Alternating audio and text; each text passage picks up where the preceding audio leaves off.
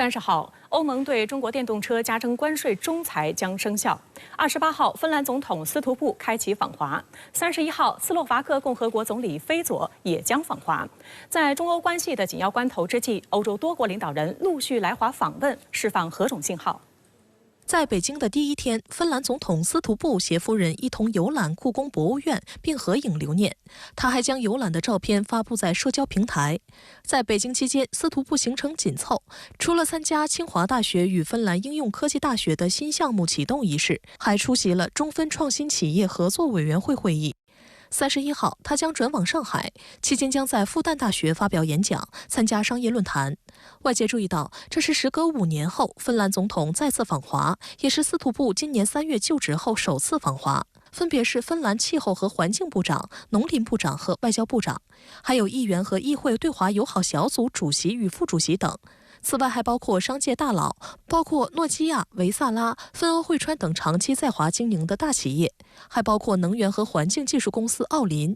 芬兰晚间新闻评论称，中国是芬兰重要的贸易伙伴之一。北京芬兰商会会长尤哈托米宁表示，中国是芬兰最重要的市场之一。我们呢是芬兰在亚洲地区的第1大贸易伙伴。那么实际上，自2023年起呢，中芬双边合作的这个协议的前期框架已经到期了。那么此次芬兰总统访华呢，中芬双方的下一步的具体合作计划进行进一步的商讨。 深圳卫视注意到，斯图布访华的日子选择也颇具深意。他抵达北京当天，正是中芬建交74周年纪念日。芬兰在中国对外交往史上创下多个第一。芬兰是最早承认新中国并建交的西方国家之一，也是首个与新中国签署政府间贸易协定的西方国家。在经济方面，中国连续多年成为芬兰在亚洲的最大贸易伙伴。目前，芬兰是中国在北欧地区的第3大贸易伙伴。 值得一提的是，芬兰企业诺基亚是最早进入中国手机通讯市场的外企之一，而十分流行的游戏《愤怒的小鸟》也由一家芬兰企业开发。分析认为，中国具有超大规模市场需求和产业体系完备的优势，而芬兰综合竞争力强，技术水平先进，中芬两国互为投资兴业的理想目的地。而在当前，新能源产业合作成为最受关注的焦点。 值得注意的是，在本月4号，欧委会对华电动车加税的投票中，芬兰投了弃权票。芬兰是欧洲电动车上牌比率最高的国家之一，预计到明年，该国有42%的上路汽车为电动车。该国制造业在智能电网和电动车充电设施方面具有较强的国际竞争力。近年来，芬兰还成为欧洲电动汽车电池市场的关键角色，吸引了众多中国企业的大规模投资。 根据此前报道，中国领先电池材料制造商杉杉股份计划在芬兰投资将近13亿欧元，建设欧洲最大的动力电池材料工厂。中芬政府间新能源合作项目也不断落地，仅2022年的第2批项目就批准了5个示范项目。 芬兰方面一直以来也高度重视气候变化和环境保护。芬兰方面历来呢是主张自由贸易和开放经济的。那么，在这个全球贸易保护主义沉渣泛起的大背景下，芬兰也是我们维护国际秩序、维护开放经济的重要伙伴力量。 中欧电动车关税紧张磋商之际，欧洲国家政要密集访华，掀起一个外交小高潮。继芬兰总统斯图布之后，斯洛伐克共和国总理菲佐也将于10月31号至11月5号对中国进行正式访问。外界注意到，菲佐自去年上台后就不断推动对华合作。他原计划今年6月访华，但因5月中旬遭遇刺杀事件而推迟。 深圳卫视注意到，在欧委会的对华电动车关税投票中，斯洛伐克投下反对票。他选择在欧方仲裁措施生效的次日来华访问，释放出清晰的信号。 肯定，那么这个欧盟此次的对中国电动汽车的反补贴调查是其重要考量之一。如若中欧双方在最终期限之前能够顺利达成和解，那么菲佐此次访华呢，势必将为中斯的双边合作带来重大利好。但是如果欧方呢最终宣布将对于中国制造的电动汽车加征额外关税的话，那么斯洛伐克作为明确的反对方，菲佐也希望能够借此访问呢，希望能够进一步与中方之间增信事宜，不要中斯之间的双边关系不要因为欧盟的决策受到损害。鲜为人知的是，斯洛伐克是欧盟内重要的汽车产业大国之一，近年来也面临新能源化转型的压力，吸引了一些中国电动车企业赴当地投资。费佐曾表示，希望有更多的中国企业到当地建设电动汽车电池工厂和电动汽车组装厂。观察指出，中国与欧方一边磋商关税，一边接待双方高官的互访，这显示了中欧关系的特殊性和成熟性。目前谈判遇到压力，虽然并非中方所乐见，但客观上也为双方更多接触创造了条件。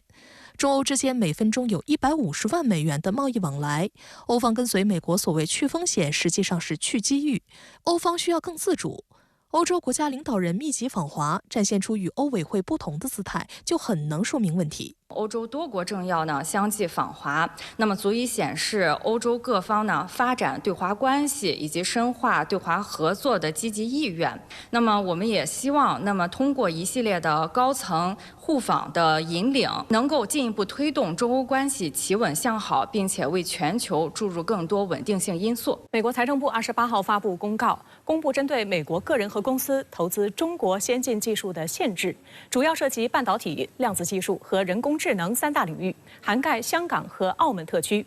拜登政府在任期倒计时之际出台新的小院高墙禁令，是否企图留下所谓的政治遗产？美国资本市场对此有何反应呢？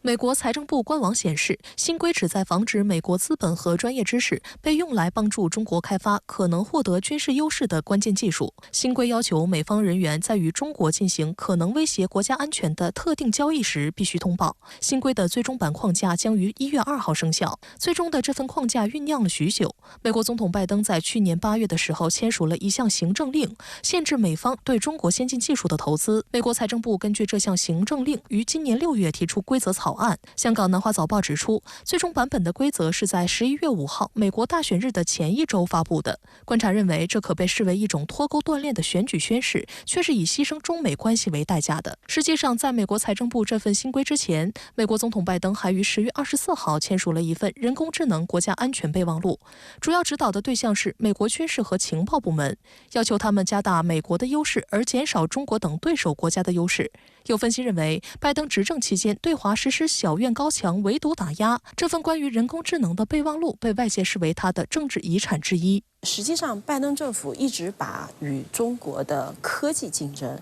视为与中国战略竞争的最重要的一个点。过去4年的执政当中希望把它形成一个机制化，然后在很多政府部门都专门安排了这样一个叫做新兴科技办公室。他在执政即将结束之际推出这个新规我认为它实际上是在贯彻与中国战略竞争的这样一个总体战略。美方对半导体、量子技术和人工智能3大领域实施严格管控。美国财政部认为，这3大技术是下一代军事、网络安全、监控和情报应用的核心，因此美国必须阻止投资。这被认为是金融战的小院高墙版。具体而言，收购相关中国企业的股份和成立合资企业将受到限制。美国投资公司向中国尖端半导体企业出资，美国企业在中国购买土地、建设量子技术研究设施等情况也属于限制对象。而且，即便是投资传统半导体产业，并不涉及尖端技术研发，也需要向美国财政部通报。这也进一步提升了美方投资中国相关产业的合规成本。如果违反规则，美方人员将受到最高36万美元或相关禁止交易价值2倍的罚款。为了进一步进行高压监管，美国财政部还设立了一个新的部门，名为全球交易办公室。这一名字将美方长臂管辖、霸权主义思维展现得淋漓尽致。其主要职责就是打着所谓国家安全的幌子，加大审查力度。想用行政命令的方式禁止美国的投资人去投资中国的科技，去投资中国的新兴的产业的话，实际上是非常违背这个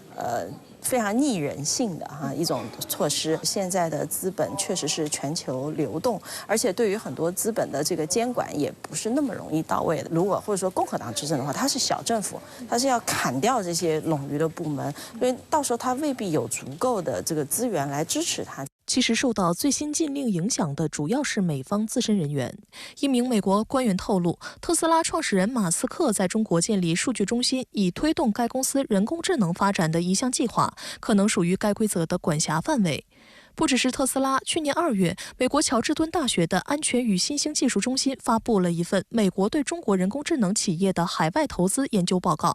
报告显示，2015年至2021年间，共有167名美国投资者参与了401笔与中国有关的投资交易，涉及251家中国 AI 公司。这些交易总额为402亿美元，占所有中国 AI 公司筹集的1100亿美元的37%。从科技业的投资惯例来看，其规则十分明确，尤其是针对独角兽及有潜在的高价值的初创企业的投资，通常十分透明。简单而言，一般的个人投资者投资股票等资产，但科技投资者直接投资这些企业。而且从投资方式看，美国投资者一般不会单独行动，而是与中国或其他的外国投资者一起参与交易。91%的投资发生在风险投资阶段，集中于天使轮、种子轮。这些投资给美国投资者带来丰厚的利润，但现在的美国政府警告他们，其中的许多风投将知识和技术转移到中国 AI 公司，这可能在长期内帮助中国在关键战略技术上追赶甚至超越美国。深圳卫视注意到，发布报告的安全与新兴技术中心虽然是一个隶属于高校的民间智库，但它的官方色彩非常浓厚。它成立于2019年1月，总部位于乔治敦大学乌尔什外交学院。研究人员均为来自国家安全委员会、情报界、国土安全部、国防部等的专家，拥有丰富的情报和运营经验。美国政府自去年以来酝酿的一系列投资禁令，从很大程度上参考了安全与新兴技术中心发布的研究报告。中方一直反对美国政府以所谓国家安全名义，使用行政手段干涉资金、技术流通的做法。在29号的外交部例行记者会上，发言人林健也对美方发布的对华投资限制规则表示强烈不满，坚决反对。中方已向美方提出了交涉，将采取一切必要措施，坚定维护自身的合法权益。要去跟美国的战略界谈这个问题，因为现在美国的战略界已经出现了一个新的这个动向啊，就过去一直谈的是跟中国战略竞争，但是最近呢，他们已经开始认为这样一种竞争的方法可能会影响美国自身的利益，所以他们现在在谈的是跟中国共存。那么如果要跟中国共存，你就不能够搞得这样你死我活。我认为应该去跟美国那些有理性思考能力的智库的战略的这个研究员呢，去进行多的沟通，要去争取美国未来把这个投资禁令的口子给打开。